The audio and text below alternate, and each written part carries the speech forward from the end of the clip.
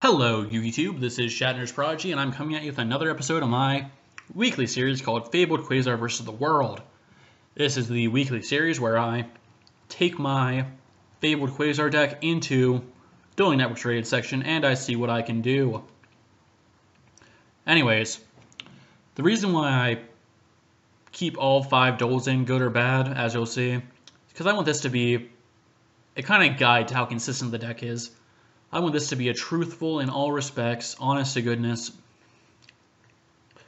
representation of what the deck does for all the people who are trying to play it.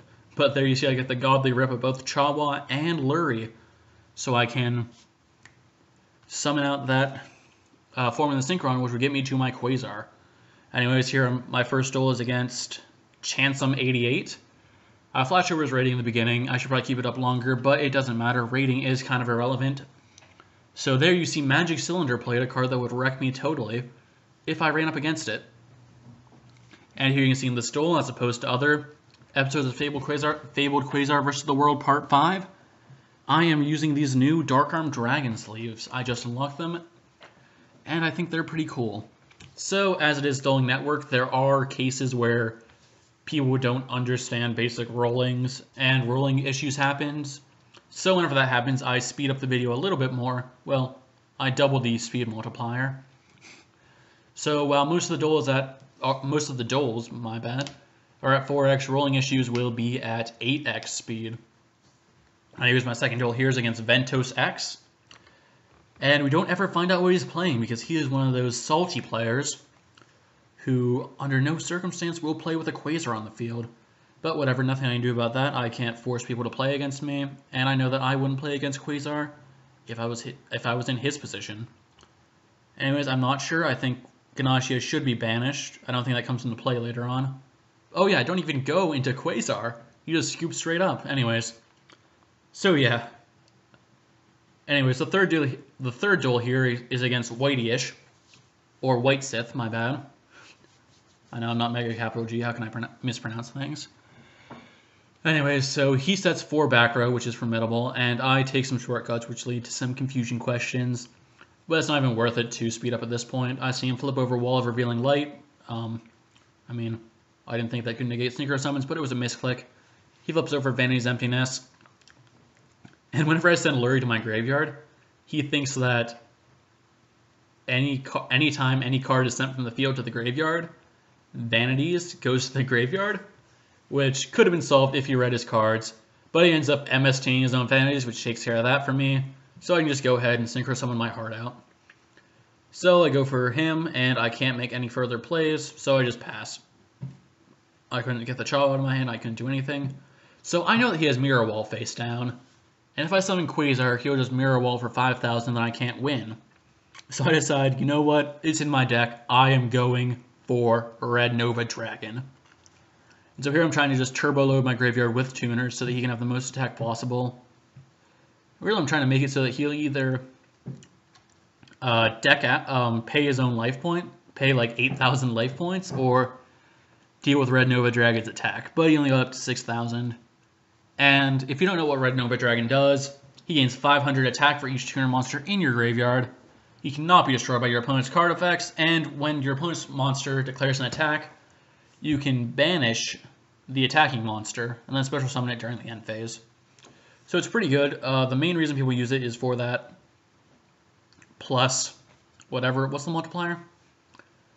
Plus 500 damage attack, plus 500 attack per tuner in your graveyard. So he already paid 7,000 life points, so my goal right now is to get his attack up above 7,000. And I'm going to just go ham trying to get as many tuners in the graveyard as possible. So there's another one in Cerebell. Actually, a little side goal I had was I was going to try and make shooting Quasar Dragon and and Red Nova Dragon, but I don't end up being able to do that. Just through the simple issue of me not being able to do it. That's what it really comes down to. So you may be wondering, why do you make 2 level 5s? I'll answer, oh, it's because I was trying to go into Quasar at that point, but I can't. If I draw into, I think, Nozuchi, I'll be able to, because I can just go into Cerebell. Not Cerebell, what am I talking about? I can just go into Photon Pulse Dragon, call level 2, and then go into Quasar, but it wouldn't do anything with Mirror Wall up. But I don't. I don't know what I draw for Upstart because I don't show you, which is a new move in any case. But yeah, I attack with 8,000 damage per game. He's doing some stuff at the end. And moving on to our fourth duel versus Photon Pirate. And this is one of the few duels in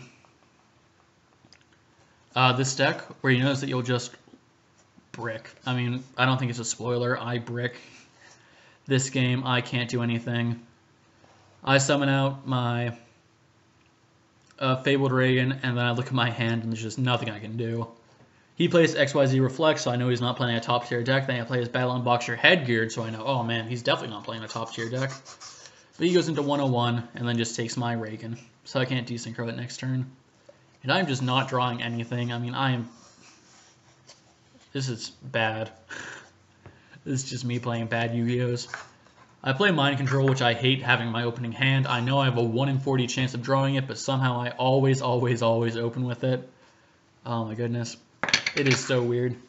Uncanny even how often I open that card. Anyways, he summons out number 101 Silent Dark, which is like number 101 Silent Monarch, except it's like Jesus in the fact that it can revive itself if it dies ever. And it can also take one special summon monster any turn, and whenever you kill it, it special summons itself and gives you 2,800 life points. So I can't do anything against that. I just scoop it up. Because unless I were to summon Quasar, I couldn't leave any incomplete boards on field. I couldn't do anything, and he still had 2 back row. So there's just not much I can do. So here I'm playing against Zombie King Dark 2, which I don't know why people don't put spaces in their name. It's kind of annoying. Which is Zombie King Dark 2 with spaces taken. I can't imagine it was. But whatever. So moving on, he plays Shaddoll Fusion, which I'm like, Shaddoll, what? Anyways, I don't know why he doesn't Fusion Summon from deck. Whenever I ask him later on, he's like, just nah. But whatever. That's the annoying teenage way of answering, I guess. I'm in the same boat as this guy. Anyways, he's a pretty high-rated player, so I have to assume he wanted to Fusion Summon from the hand. I guess he only plays 1 dragon or something. I don't know.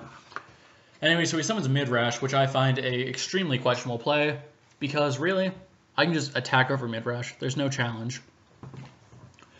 So anyways, next up, I'm going to summon out Formula Synchron, get those 2 draws on. And then I know the next Synchro monster I leave on field, well, the next extra deck monster I leave on field, has to be a Quasar, because otherwise he can just go plus off of Shaddoll Fusion. So I summon out Black Rose Dragon, and then he doesn't bring back Falco for some reason, which whatever, we've already shown he's not the most competent Shaddoll player. Then he summons out Tour Guide, so I think he's playing Burning Abyss as well, but no, it's just Shaddoll Dark Worlds.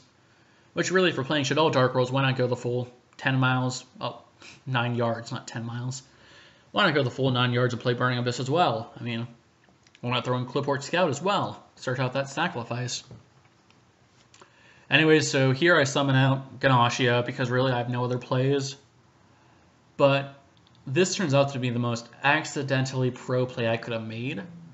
Because here he goes into Dante, which makes me further think he's playing a Burning Abyss deck, but he doesn't ever show any inkling of playing Burning Abyss. Because the next card I rip is Ayers Rock Sunrise, which is pretty good, I'll admit.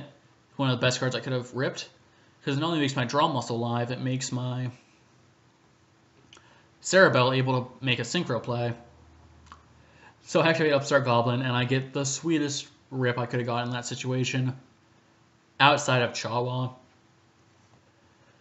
But yeah. So whenever I'm playing this deck, I like to think in terms of card economy and which combo will get me the most draws. And in that case, I think that this was the most I could have gotten, because if I would have gone into just straight up another Reagan, I would have gotten only 2 draws. But this got me 3, so I'm happy with that. And if I would have gone 2 Reagans, I would have gotten 2 with a possible 4, but a possible none, because I could have drawn dead and not been able to do anything. So I count that as a plus overall. So the reason I don't negate his Fortune 2 detaching is because I can't negate his Fortune 2 detaching because it doesn't activate. It's a condition of it being attacked and beat over. There's no colon anywhere. It doesn't activate, so I can't even attempt to negate it. It's a lot like the extra summon you get off Caster or Pollux. So anyways, he dumps his Hedgehog to get his Dragon, which makes me wonder why I didn't just fusion summon from the deck then, but whatever. So I negate, and man, you would be surprised how many people think that sending is a cost for Shaddoll fusion. You'd be surprised. You'd be amazed. I was stuck in a duel for like 45 minutes while some guy called the one admin online. Which, thank you, ZeroEXE. You're a god amongst men. So yeah. Listen, Shaddoll fusion and Shaddoll fusion don't send it as a cost, and if they did send it as a cost, your monsters wouldn't activate. Because Shaddolls are only whenever they're sent for a card effect. Got it? Good. So anyways, coming up here, I don't know what I'm thinking. I recorded this duel at like 2 in the morning last night. I decided to record it early because everyone was out. So yeah. I think he's activating Gates for some reason. But hey, this is called Fabled Quasar vs. the World, not Shatner's Prodigy makes some dumb misplay. Anyways, if you liked the video, good on you. This is Shatner's Prodigy, signing out.